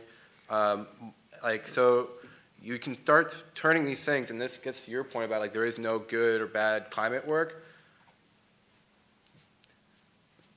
By breaking down those walls and thinking about it as a whole, I think it's the way forward. And in terms of return of investment, I wouldn't think about it in terms of like, liquid terminals. I would think about it in terms of the people who work at the liquid terminals, because that's a much harder change. It's like that's a generational change as opposed to putting up another oil terminal in 5, 6, 8 years. I think something that I was just thinking about as you were speaking is also something that draws on what Kit was saying around visualization, and how do we help people visualize the scale of the crisis and the scale of what that transition is going to look like. For me personally, it came when I was in the country, Colombia, and I was on a boat, and I was going past all of these giant offshore drilling rigs. And it was like a whole, it was like looking at the New York City skyline, but it was just all of these. And for me, I was like, wow, this is the entire GDP of a country, right, that I'm just looking at. And in the West, or in the developed world, we're sitting here, in our comfy rooms and comfy chairs saying, let's transition immediately, right? This is what we need to do. We just need to stop all oil production. It's a lot more complicated than that. And so how do we begin to start having conversations about how to visualize those difficulties, and how do we actually build the stories around what that transition is? And I think that's something that I think about all the time, is like, how do I create that awe and that like wow moment of like, holy, sorry, I'm gonna bleep myself there, but just like, that it really like took the words out of my mouth. It took my breath away. And so I think, I would like to recreate that for other people in terms of creating those narratives. Yeah, the energy transition is always gonna have its challenges and is now. And to everyone's point too, we can't just stop using diesel tomorrow and everything will work. It's just not practical, and you need to, because of the industries it has so many jobs and the political influences. Especially on my topic too, with ammonia. Something I didn't mention before was one of the caveats when I said our technology produces zero emissions at the point of use. However, ammonia traditionally is made with fossil fuels, with LNG, methane. However, there is a push for green ammonia being made with renewables or potentially sequestering the carbon. So I think in that way, you just kind of have to think, as long as to the points before, as long as it's a net positive, I think it's something that's better than nothing. Having this panel, maybe we had dairy-based pizza, but I'd like to think this is a net positive for the climate community. So, and just to put a point on all of that, I think. And this becomes an educational question. It's like, can we hold paradoxical, like, competing truths in our head at once?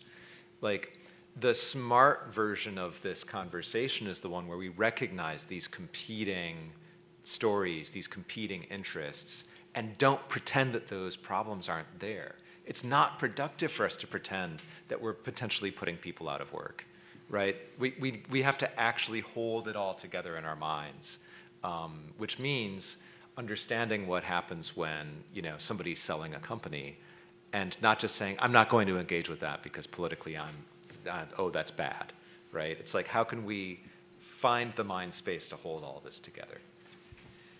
I think Bill McKibben famously said that the price of entry to the climate movement is hypocrisy. So, That's good. If I might, first of all, at the first Careers in Climate, we had a little crisis because we were using plastic cups. And I thought we were free and clear, and now it's dairy. In September, we'll get it right. The second thing is, I want to really toss a very difficult question at the panel. I'm fascinated by the fact that you guys are early career, but you've taken so many varied steps. I read a book, climate-related, about 5 years ago, called Reimagining Capitalism. I don't know if any of you are familiar with it. I can't remember the author. I think Rebecca something, but Rebecca Henderson. Henderson, right. There was some optimism there that the capitalistic system could adapt. I wonder how you guys feel. Does anyone want to tackle that? Are you hopeful that this is a system that can adapt and provide us the ultimate answers, or is it something that just has to be torn down? I think for at least for my part of the energy transition, which is a very new industry, from what I've seen at this point, is a lot of it really just comes down to dollars and cents for people. Most customers don't necessarily want to pay for a technology that is unproven with a market that is still emerging. And in a lot of cases, these industries are just being forced to, especially with the maritime industry. You have the International Maritime Organization, part of the UN, that is looking for net zero from the industry by 2050, and starting with, I think, a 30 to 40% reduction from CO2 emissions by 2030. So in a sense, these are really just being forced, and there needs to be opportunities to break down these barriers by the powers that be in order to make that more, to make these fuels and these options more affordable. But I also think once some of that is broken down, it can really maybe create a positive feedback loop to say, hey, we can look at hydrogen, we can look at ammonia. It's cheaper right now. The trend is it's being made with renewable technology. Let's make that investment in order to decrease our carbon footprint. And I think there are a lot of really big barriers that need to be addressed, but I think having a collective thought, and once it becomes more competitive, I think can really be a force for good. I'll say a couple things, and they might not be super cohesive, but I think, one, we're never going to create a sustainable system where exponential growth is the kind of like number one part of that system, right? So that's always going to be, and we live on a finite planet, right? And I think like we're really coming to terms with that.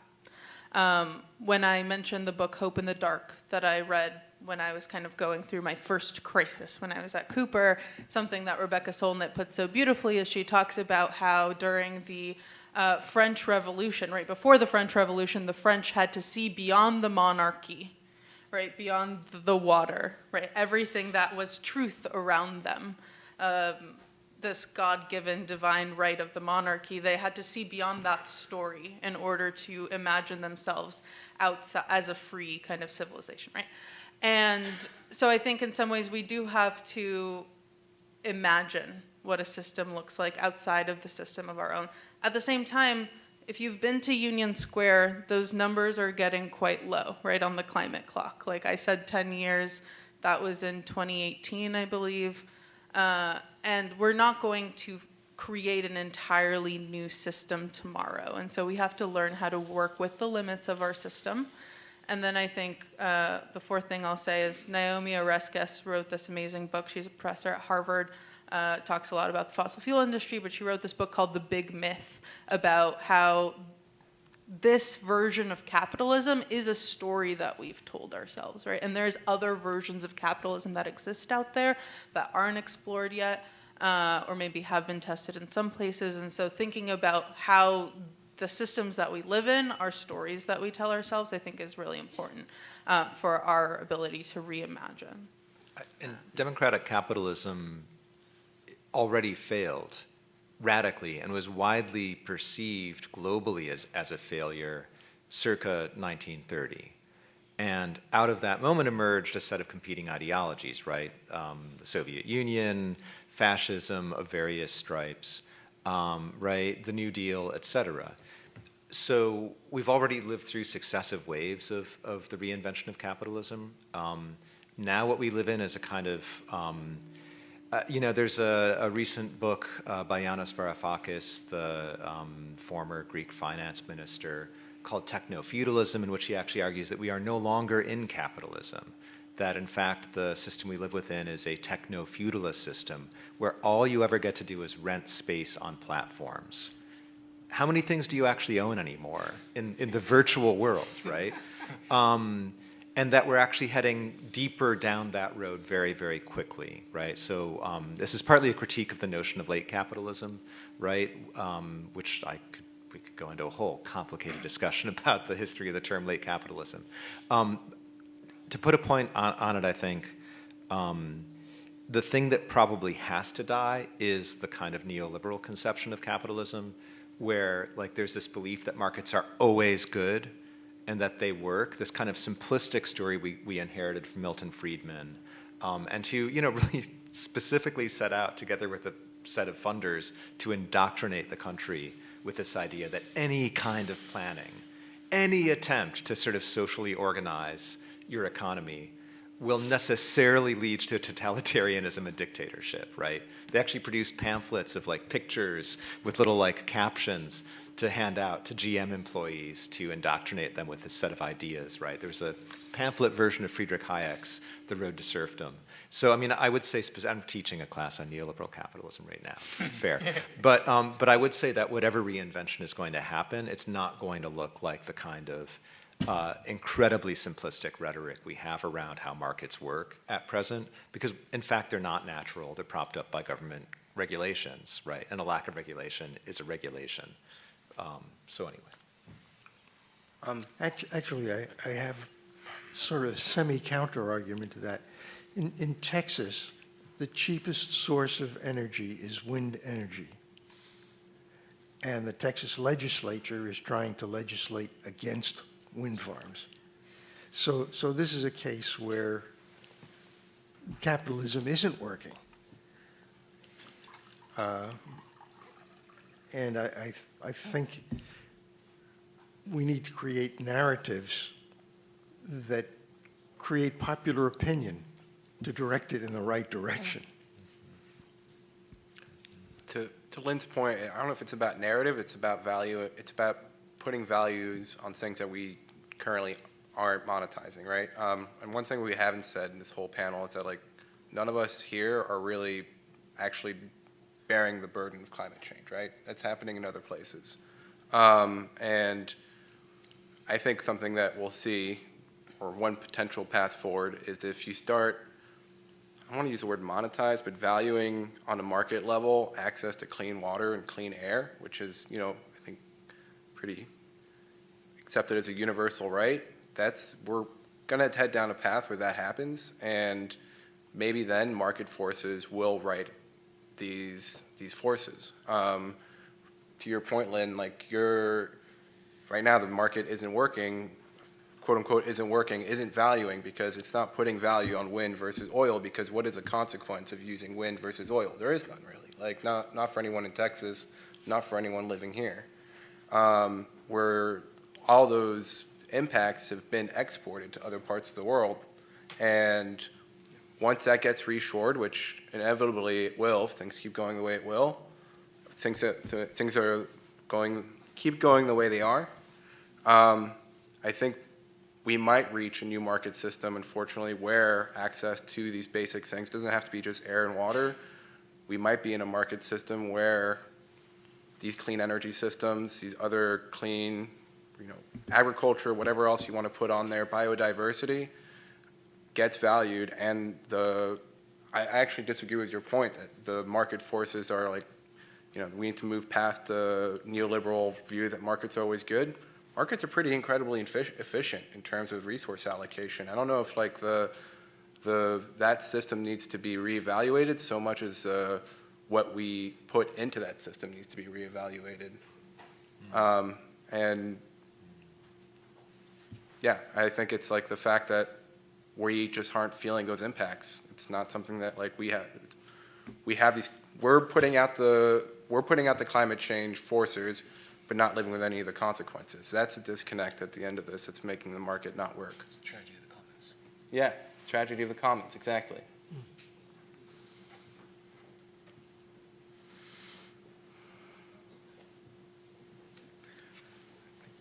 So I thought it was a fantastic discussion, but I've got, Nick has already answered my question about ammonia.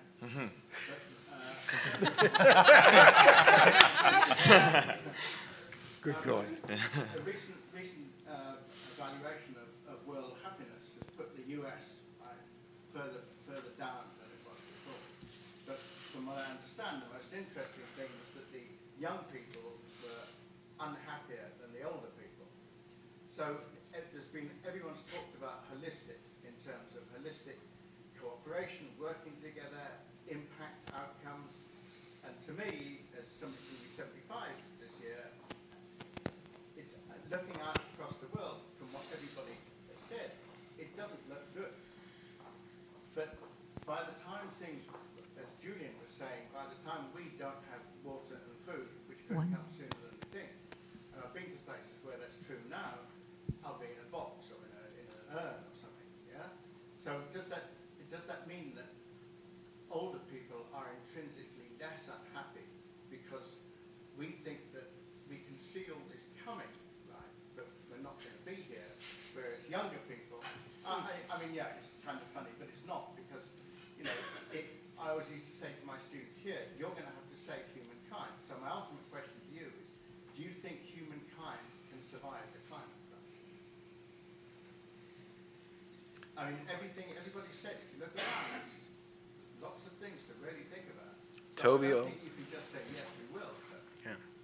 Always with these easy questions, Toby. Like that's will we survive the climate crisis? I mean, I think something that I've had to reframe over and over again for folks, and something I've had to reframe for myself, and something that I'm actually writing a film about right now, is that we have this kind of biblical Western obsession with the end of the world as this kind of like thing that comes to us, right? And I'll answer your question in a second. But I think it's important for us to really think about end of the world versus ends of the world that happen on a daily basis. That's not what I'm talking about. I'm talking about end of the world as in food, water, energy, shelter, extreme climate, everything that's basically been written out for us in front of ourselves. In other words, the set of circumstances that technology and science cannot solve.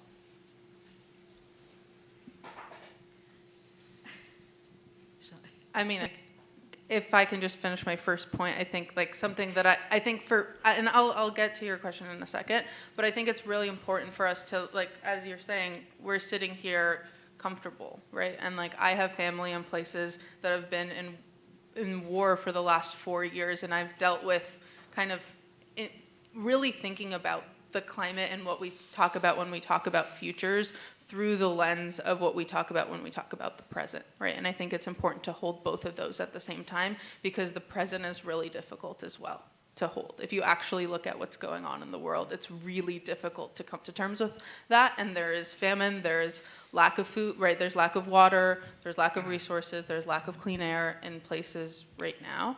I think that, yeah, at a certain point we are going to face really like the ends of lots of systems, similarly and differently than, you know, when we've had to deal with COVID, a lot of the idea of what our world looked like ended for us. And I think over time it will continuously end, right? Like we will have these ideas of things that we think of as a normal, a given, that will end, and we'll have to deal with that. And yeah, at a certain point, I think a set of humans could potentially survive, but I have a very hard time, honestly, imagining something beyond 2100, right? Like, I don't think that that means the end of everyone, but I do think that they're, you know, the end of, and I don't know, it's difficult because then you look at like the projections and people say that we'll get to 9 billion people by 2100. And so I don't really know how to hold those things together, but I do think it's important to, as we talk about the future and what we're capable of scientifically in the future, we also hold space for the present. Can I just comment, if I may? Final question. Hi. I wanted to comment on the terminology of climate change and whether we're going to make it or not. We do have a convention on climate change by 197 countries. And because climate change is a global problem, we need to work together internationally. And for that, we need a common language. And I think it's critical that we do think about climate change from the perspective of international dialogues and multilateralism, because no one country can face that together. So there is a history of, since 1971 and Rio Climate Change Summits, so for 53 years, as an international community, we've been discussing climate change. And I think it's really fundamental that we tap in to these terminologies, otherwise we'll be in a big waters and in a great problem. So there is an optimism, right? Because science is telling us that it's possible through this international collaboration to reach up to certain agreements. And I'm interested what the panel is thinking about perhaps a global context and what you've been doing, how this can translate itself into broader dialogues on climate change. Thank you. And it was all great presentations. Yeah. And maybe we'll let that be the last question. I mean, I'll take a swing at Toby's question about whether we're going to make it, and this might be like the Disney version, but like the answer necessarily has to be yes, or else like what we can't just have a bacchanal like until the end of days, right? Like so it's almost rhetorical, because like if you really thought the answer is no, there's not much left to do, right? Like it's like so you have to think that the answer is yes. And one thing that like, I mean, like one thing that is scary but equally hopeful about like climate change is just how steeply it's changed, right? Like if you look at these curves, again, going back to this data that doesn't motivate action, but how quickly things have changed since 1945. Like, you'd like to think that those same trends could be reversed now that we're, I don't know, like to think more advanced, have more technology and so on and so forth, and better systems in terms of international collaboration, whether you choose to believe that's true or not. I'd like to think that we could reverse that curve, but that's like, again, kind of the Disney princess answer, and also the one that makes it so you don't just sit at a bar for the next 30 years. I would answer that a little differently. I would say the answer is maybe, and we better work like hell to make it yes. But also, I think a throw question back at you is like, who gets to survive, right? Like, Well, and I think that's the main question is like, do I doubt that some people will survive? No, but like, who gets to survive? And that's where I'm kind of holding that present future. We already know the people who've got the underground bunkers, Musk, Facebook guy. Just because we haven't heard from a lot of students, really quickly, we've got a couple student questions. If we can squeeze them in, Yeah. that would be great. My question is pretty simple. Take the mic.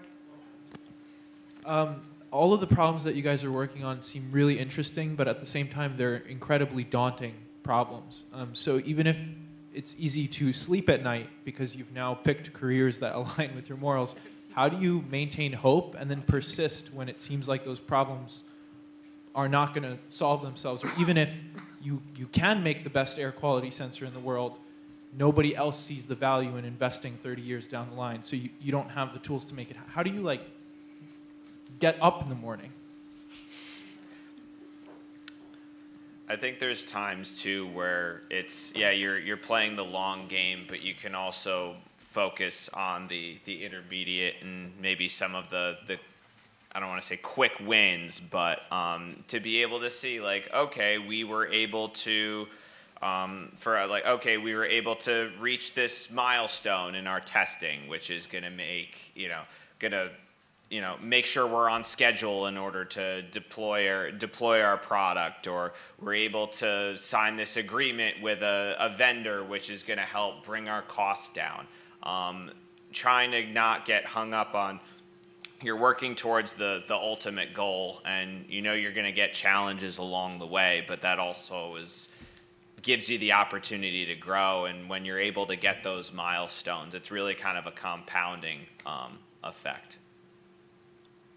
I think a core answer to your question is given by Ayanna Johnson when she spoke about how overwhelming the climate crisis is, and nobody's going to solve it alone, but take on a piece of the work.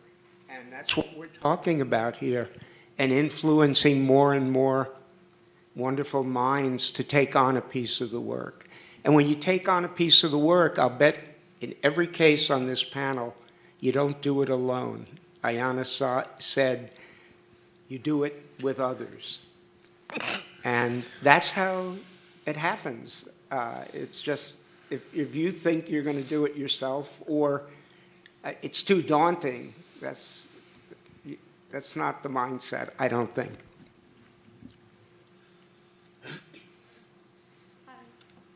I was just wondering, you guys are all from different schools, and I bet you guys know that like Cooper addresses like climate change very differently, and like the conversation around climate is very different in each of the schools. So do you have any advice for like how we can either engage or establish just a transdisciplinary conversation between the different schools outside of the classroom? I like the fact that you said outside of the classroom. I feel like a lot of times I hear these conversations about interdisciplinary, and it always revolves around some other course or workshop. And I think it's like a good way of getting your toes wet, and like building up a shared vocabulary. But I really think that the way of building up these interdisciplinary relationships is just through work. don't want to keep mentioning Toby, but like those projects were inherently, like on purpose, bringing artists, architects, and engineers and spending a couple months working on something that may or may not be successful. Like again, like really like the end success is like almost, it's not irrelevant. It's really about, I don't want to keep coming back to this message of relationships, but it's like, that's really what we got out of that, out of those experiences. It wasn't the fact that we built a house or whatever else the project happened to be. It was more so that we had spent 3 months working with an architect on a common problem and having conversations around something concrete, right? Not some class project, not some essay. One thing I think Cooper could do better is that we're sitting in the middle of Manhattan, and like within a 5-block radius of here, if you just go out, like a lot of people don't know about Cooper Union. And so my recommendation would be to leverage the geography and the skill sets that are here to do outside projects. Do something that's targeted, and it doesn't have to be something that's, you know, some grand vision or 100% sure going to be like, just something that brings people together towards a common goal. I think is like the biggest, from different backgrounds, obviously. I think it's the most important thing.